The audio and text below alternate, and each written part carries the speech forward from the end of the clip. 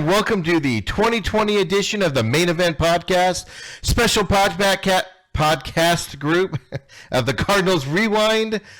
Say that 10 times fast. Of course, I'm Stephen McCollum. Last year, I came to you and brought you the information from every game. We broke down the games and look forward to the future games as well. And this year, we are back. 2020, here we are. No preseason this year because of COVID rules. So there's a lot of unknowns going into the season, and it's going to be a very interesting beginning part of the season here for the Cardinals. Now, if you remember last year, it's been a long time since that occurred. A lot of things have happened. Cardinals finished up the season at 5-10-1. Of course, they tied the Detroit Lions in the first game of Cliff Kingsbury and, of course, Kyler Murray last year going into that season. A lot of improvements last year, but also a lot of negative stuff that happened throughout the season that, of course, we'd like to see cleaned up going into this year. We'll quickly review the offseason. We all know it. Most of us know it. A lot of things have happened. For instance, starting off the year, some good news from the Cardinals. In January, they re-signed Larry Fitzgerald to another one-year deal, meaning that he was coming back for this season, which is always excited to see number 11 out there on the field for the Cardinals. It's going to be a sad day when that does no longer happens as we go forward. So just cherish it for another season. The draft came around, of course. Cardinals focused on one area, as you'll be able to tell here as we go through it. They got inside linebacker Isaiah Simmons. They got offensive lineman Josh Jones. They got defensive tackle Leki Fotu. They got defensive tackle Rashard Lawrence. They got inside linebacker Evan Weaver. And, of course, ASU fans, they got Eno Benjamin from Arizona State University as the running back. So they obviously focused on defense this year, get Vance Joseph some help that he says that he needs there. But not only that, but the Cardinals signed some really good defensive players to also help out on that defensive side, especially on the pass rush side of the defense. That did struggle a little bit last year. So they signed Devondre Campbell, who was formerly a Atlanta Falcon. They signed a one-year deal with the Cardinals. Basically, he's adding a little bit more depth at linebacker. He's very versatile, which he can play off the edge or he can play inside linebacker. He's also another option to cover tight ends, which, as we all know, if you followed me last year or watched any of the Cardinals games, they struggled covering the tight ends last year. So it's great to see them focus on bringing some help in. So Campbell, along with Simmons, probably will get some tight end coverage help this year. We'll see if the Cardinals can finally shut down some of these tight end issues that they had all throughout 2019. So, been for years, but especially last year, 2019. So they brought in Devin Canard, a veteran pass rusher who was cut by the Detroit Lions. He agreed to a 3-year deal with the Cardinals.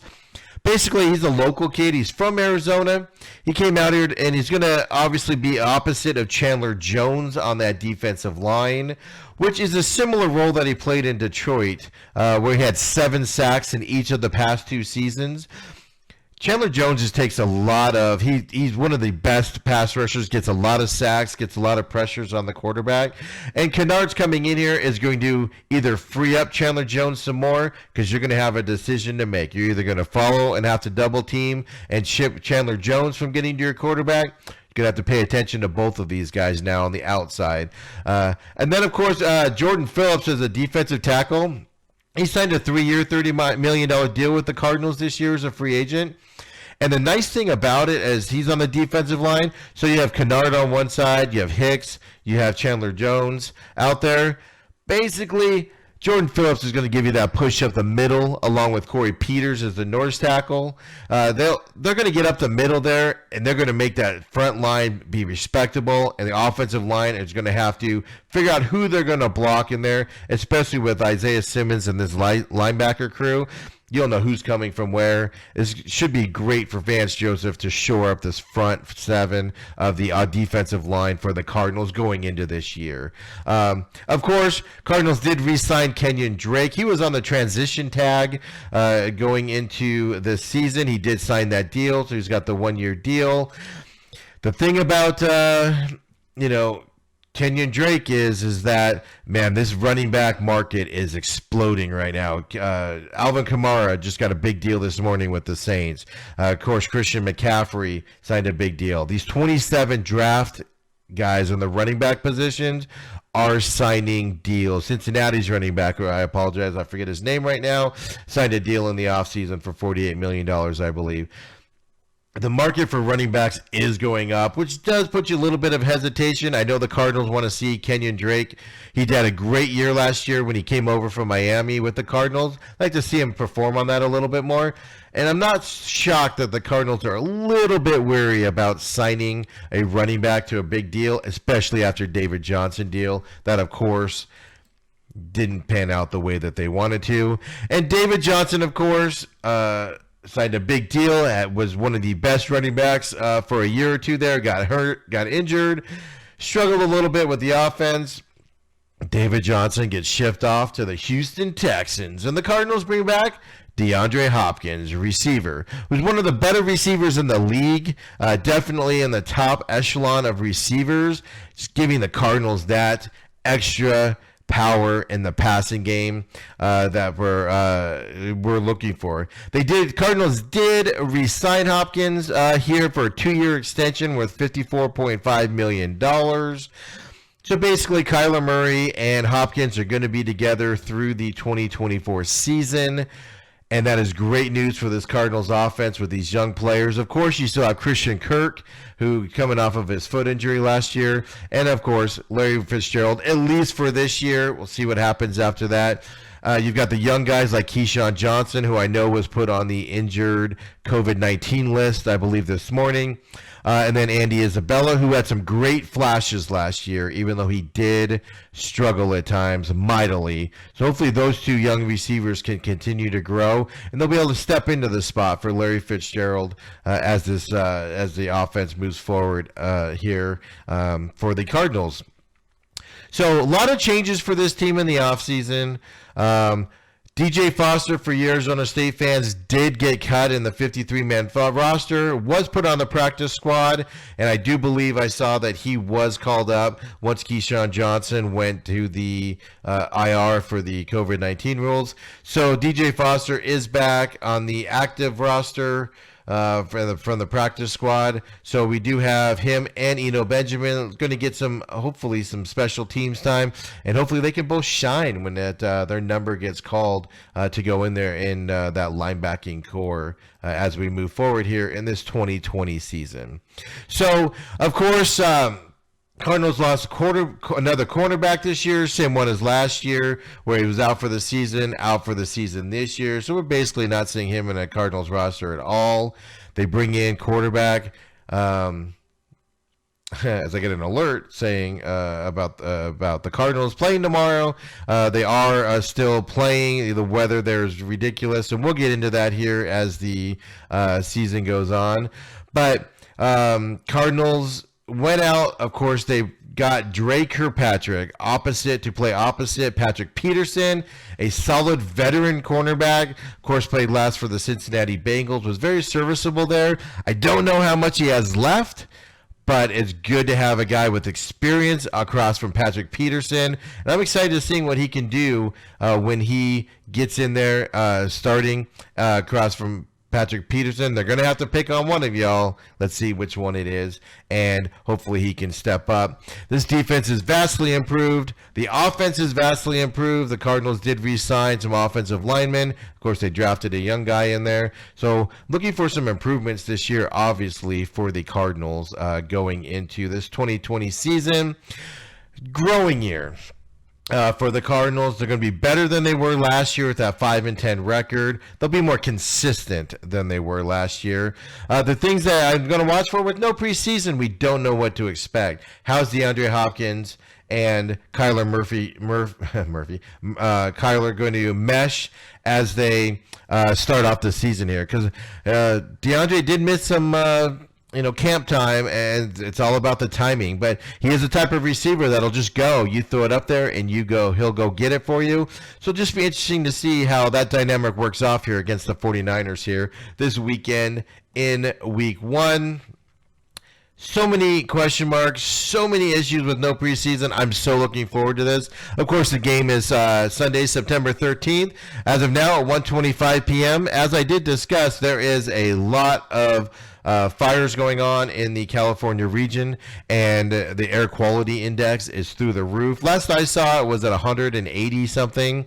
200 is the cancellation level, but it does sound like the game is going to go on. There are other events, other sporting events going on in that marketplace today, so it looks like hopefully the market will allow and the weather will allow for this game to go on tomorrow moving forward.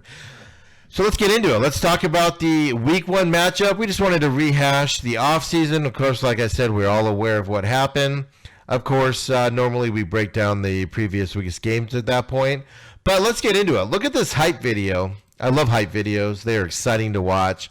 Let's watch this hype video from the Arizona Cardinals about Week 1 in the regular season for the Cardinals coming up here. It's about a minute long. Let's check it out and see what happens. We have lofty goals moving forward, and it's going to take a lot of hard work. Going into Week 1, there's a different feel and a different vibe that you get. You feel the energy, everything now matters. Cardinals are going to be high-flying, and Kingsbury's been in the lab working on an offensive game plan for this game since March. Let's get better today. Let's get it going today. Let's go. I'm one of those guys. I trust the work that I put in. I think we put the work in. I think this team's ready to go. In San Francisco, a Week 1 opener against the defending NFC champions. They come at you for 60 minutes, and they have a lot of juice and energy to watch you play. So it's a heck of a challenge.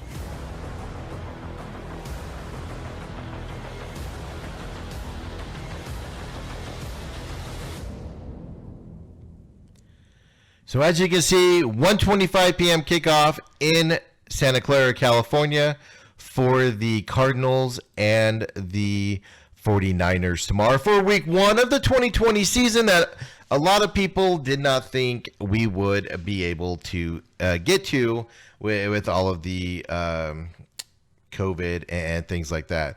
Of course, being on the road, no fans will be allowed. The Cardinals did announce also that no fans will be allowed in the stadium for the first September games, which means they'll be out for 2 games at least. We'll see after that as they announce it. Of course, always 98.7 FM. We'll have the play-by-play on the local radio broadcast, and you'll be able to catch that game on Fox 10, I do believe as well. Kevin Kugler, Chris Spielman will be doing the broadcast on Fox 10, so if you're inclined for that, go ahead and watch that funness. So what to expect from the Cardinals for this weekend? A little bit of a preview. So I don't know. Nobody knows because we haven't seen any preseason. We don't know how the teams are meshing. But we will say this. The 49ers come off of the Super Bowl loss last year. Jimmy Garoppolo had a great season. He had a bunch of young, unrestricted free agent running backs that did a great job for him last year and took some pressure off of him. That 49ers defense was top-ranked defense in the league last year. They were up there. They were just all over the place. Nobody could figure them out for the most part last season. And I think they're going to take a step backwards this year. They did lose some players out there, and it's just the Cardinals will be able to exploit a little bit of this defense being the first game. They're going to be bears. Both sides' defenses are going to be crazy out there since they haven't been able to hit anybody, going into this year. Of course, on the offensive side for the 49ers, you have Jimmy Garoppolo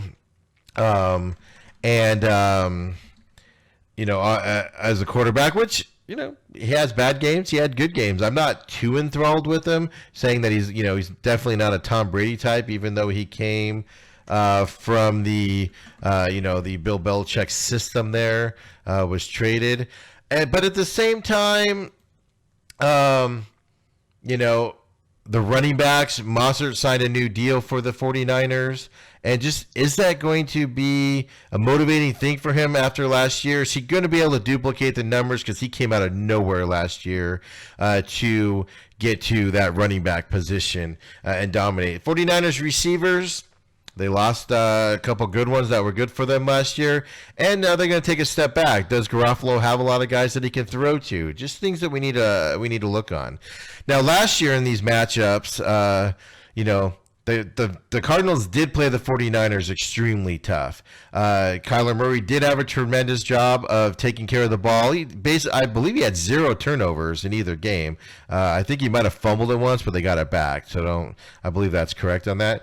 So the games were competitive and close, which I expect to see, of course, this week. The one thing I need to see from the Cardinals did miss George Kittle last year in 2019. He was injured and barely played at all against the Cardinals, which is good for the Cardinals because they gave up a lot of runs, obviously yardage and scores to tight ends throughout the league last year. So it was great. So Cardinals tomorrow need to shut down the tight end. Of course, they signed some linebackers. They drafted Simmons to kind of fill that spot in there. And Cardinals need to do something to shut down Kittle tomorrow because he obviously will be playing healthy at the start of the season here. So put the ball game on Jimmy Garoppolo to win this ball game. Now, last year they did that, and Garoppolo did end up winning the game. So the run game was non-existent for the Niners last year. Both times they played them, the 49ers did become one-dimensional. But Jimmy Garoppolo did rise to the challenge. He threw for 718 yards and 8 touchdowns in those 2 games against the Cardinals. So put it back in Garoppolo's hands. Don't let Kittle beat you. Shut down with Kirkpatrick and Patrick Peterson as the receivers. Shut down those receivers. Let the running backs get the ball, either by running or those flare-outs to the running backs. Don't let Kittle catch the ball over the middle. Don't let receivers go deep.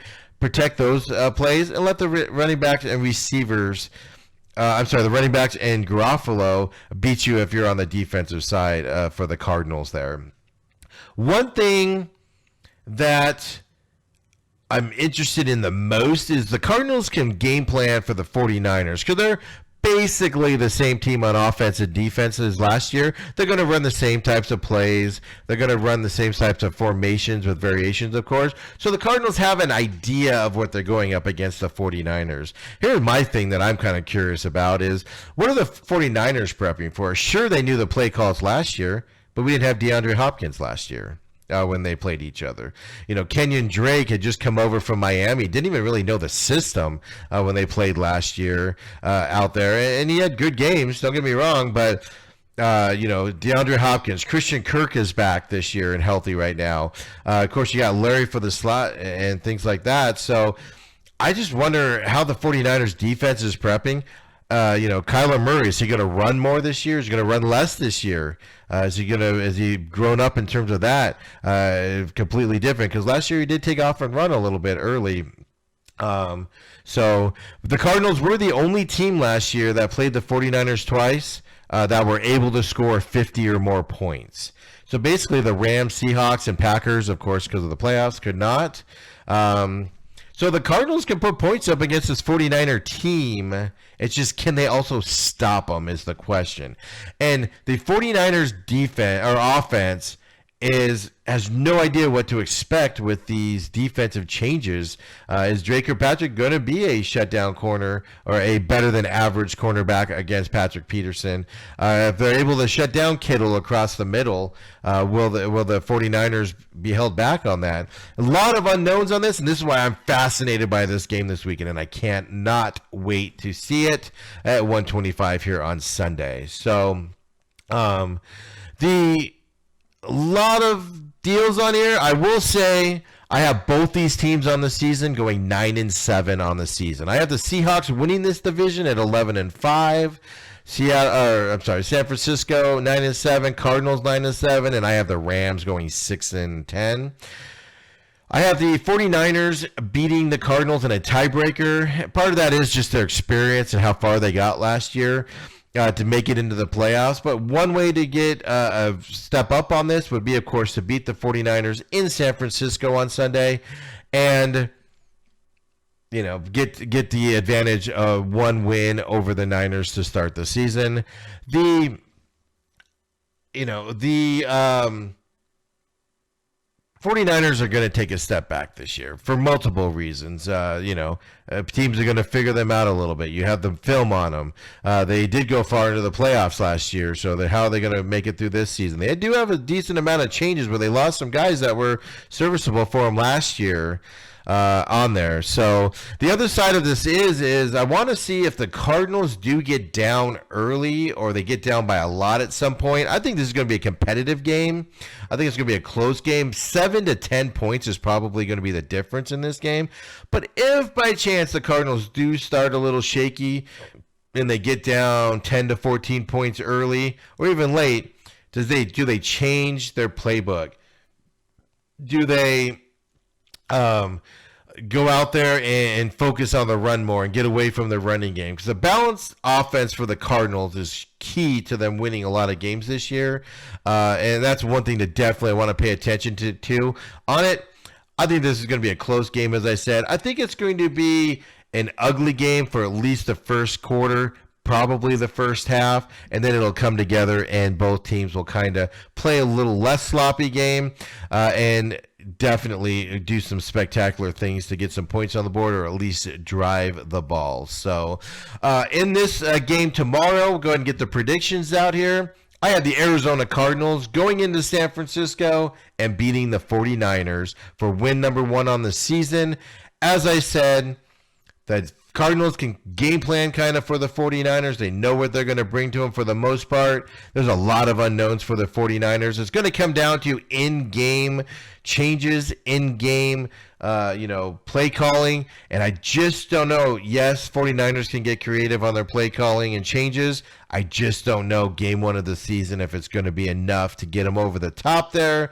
49ers do have more talent, but I'm expecting guys like Canard on the Cardinals defense and Chandler Jones and these guys in the middle, the linebackers, to do things that the Niners have not seen before, and it's going to surprise Garofalo, and mistakes are going to happen. So I will say that if the Cardinals do turn the ball over once, twice, it's probably not going to be their day. But I'm rooting for the Cardinals tomorrow, as we all are. So we'll be back next week. Of course, we'll break down the Cardinals-49ers game, figure out what happened in the win or the loss, hopefully the win. As we break it down, we'll discuss the good things that we see and also the bad things that we saw throughout this game, and look forward to the Week 2 opponent that will be home in Glendale for their Week 2 deal, of course, with no fans, as the Cardinals announced for the first month. So, again, looking tomorrow for a Cardinals victory over the 49ers, 1:25 p.m., Fox 10, 98.7 FM here locally. Join me next week for the second week of the Cardinals Rewind for the 2020 season. Of course, I'm Stephen McCollum. You can follow me on the social medias at SMAC500, SMAC500. And, of course, at the Main Event Pod is where we post all of the podcasts. And this falls under the special podcasting branding. Definitely check us out there as well. Everybody have a great weekend, and go Cardinals.